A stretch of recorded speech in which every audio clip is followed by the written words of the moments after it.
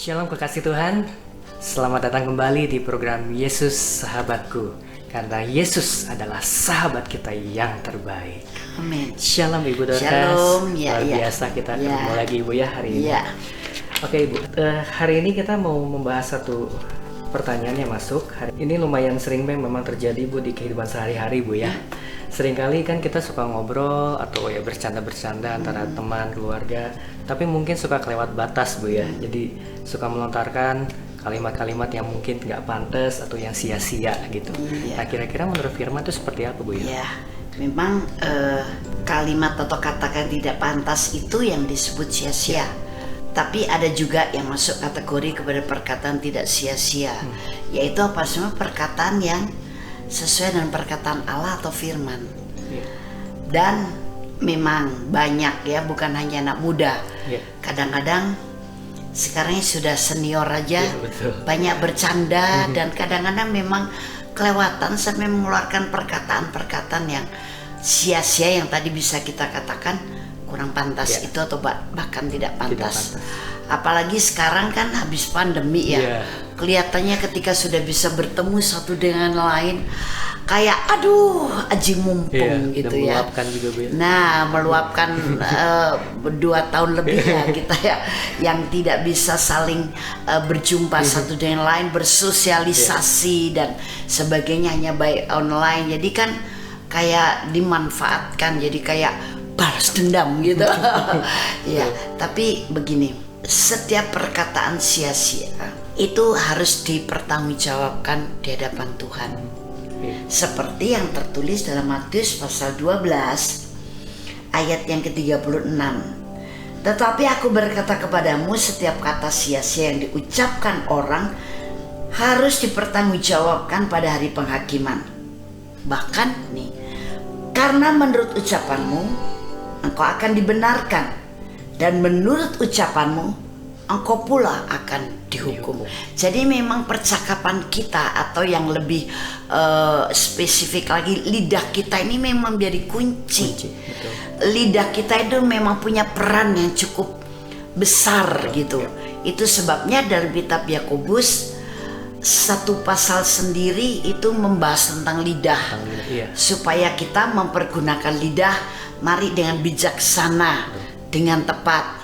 Tapi bukan berarti kalau kita sekarang jangan memperkatakan yang sia-sia atau yang kelewat batas tadi, karena definisinya yang tidak sesuai dengan firman. Terus kemudian kita jadi orang yang kaku gitu ya, nggak bisa tertawa, nggak bisa berkelakar dengan saudara, dengan teman, tak bisa bercanda, masih tetap bisa. Tapi jaga lidah kita. Karena juga ada perkataan-perkataan yang bisa membuat kita tertawa tanpa memakai perkataan yang sia-sia. Gitu. Ada. Karena tertawa itu tidak dilarang oleh Allah Bapa. Bahkan Allah Bapa juga memberikan urapan sukacita atau minyak sukacita kepada orang percaya yang sudah tebus Yesus untuk bisa bersukacita. Nah, salah satu manifestasi sukacita tertawa. Ada yang menari dengan indahnya, ada yang melompat, ada yang tepuk tangan dengan riangnya.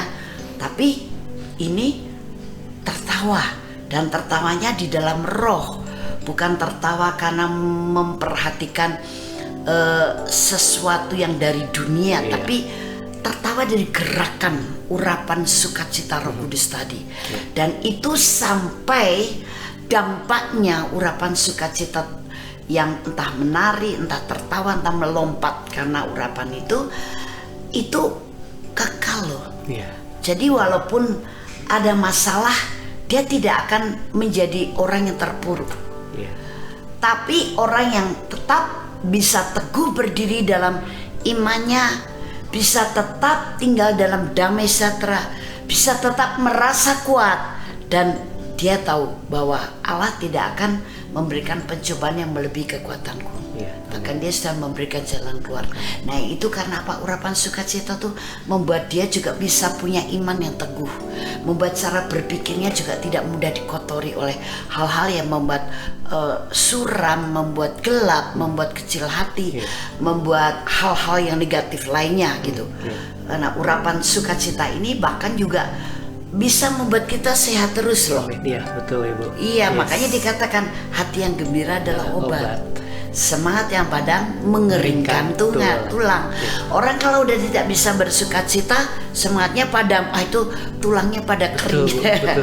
Ya, yang merasa ngilu-ngilu lah, yang merasa katanya rematik, encok, yang merasa pengapuran dan sebagainya, itu karena kurang sukacita. Allah juga tahu. Jadi intinya bukannya kita tidak boleh bersukacita, berkelakar dan sebagainya, tapi ada kelakar yang kecolongan, berbicara yang sia-sia, ada yang tidak. Saya percaya kalau kita sebenarnya di dalam ini penuh dengan firman dan kita sangat menyadari keberadaan Tuhan dalam diri kita, keberadaan Roh Kudus dan Allah Bapa, kita akan terkontrol oleh Roh Kudus. Ketika bercanda pun juga tidak bercanda dengan kata-kata sia-sia, karena kata-kata sia-sia itu harus dipertanggungjawabkan. Dan juga melalui kata-kata sia-sia itu kita dihukum juga atau kita menerima anugerah. Nah kalau sekarang kita ngomong yang positif sesuai dengan firman, kita menerima anugerah walaupun bercanda. Iya betul. Halo Yisril, kamu ganteng sekali hari ini. Padahal mungkin ketemu saya, Anda belum mandi. Tapi saya berkata kamu tertawa karena apa? Ibu ini lucu. Aku belum mandi dibilang ganteng gitu. Wah wangi sekali kamu, sekali lagi padahal kamu belum mandi. Sikat gigi saja belum kok bilangnya wangi sekali. Hai Bu, ini lucu. Kamu tertawa, saya juga ikut tertawa karena Bu tahu nggak bahwa saya belum mandi loh, jadi saya akan tertawa. Nah itu kan sesuatu yang positif, artinya sesuatu yang lebih baik daripada mengeluarkan candaan dengan kata-kata yang kurang pantas tadi. Hei, kamu kok kayak aduh nggak bisa ngomong deh saya ya. Ya gitulah. Jadi lebih baik kita yang jadi patokan firman saja. Dan saya percaya Roh Kudus juga bisa memberikan inspirasi kata-kata candaan tapi tidak melanggar garis demarkasi. Betul. Tidak membawa kita kepada penghukuman. Amin. Nah, tidak membawa kita kepada sesuatu yang negatif, karena candaannya bukan perkataan yang sia-sia atau perkataan negatif. Nah itu kita percaya itu. Oke, puji Tuhan, mari kita berdoa. Yisrael.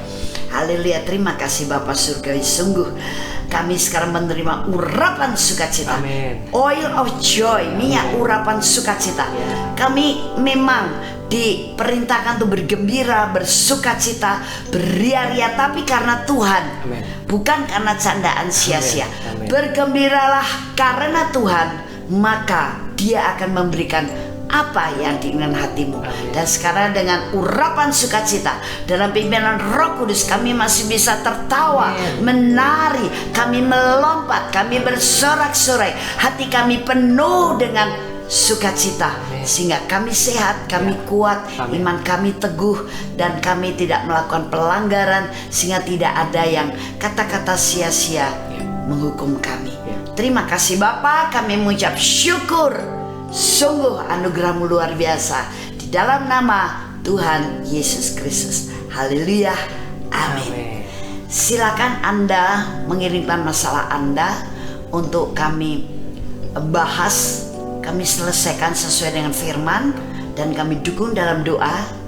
Saya percaya Anda sangat diberkati dengan acara ini, karena acara ini membahas begitu banyak, tapi juga masalah itu kompleks. Begitu banyak masalah, tapi masalah itu kompleks, dan melalui firman Tuhan, pimpinan Roh Kudus. Jadi jawabannya pasti tepat, karena Dia yang memberikan jawaban sendiri.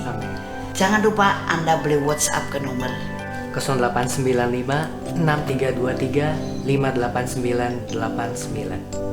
Identitas Anda akan kami rahasiakan, dan kami akan support dalam doa. Tuhan Yesus memberkati.